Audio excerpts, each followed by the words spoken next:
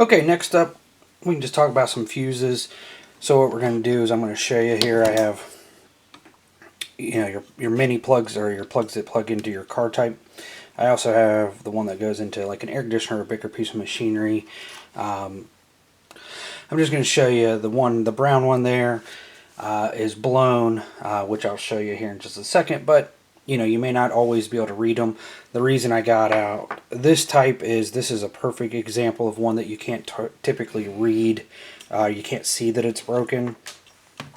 So what I'm going to do here is, again, you turn your meter on to ohms, or it can be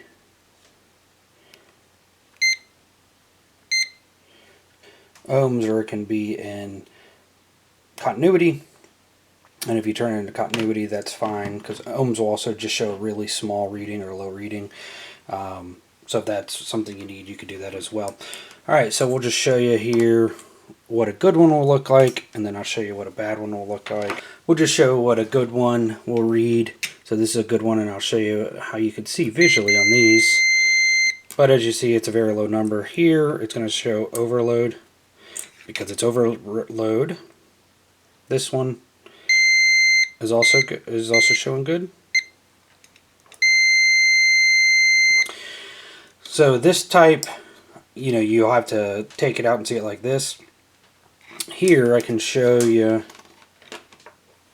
the two visible kind. That way you can see what they actually look like. So as you can see right there, it's solid. Let's look at the other one.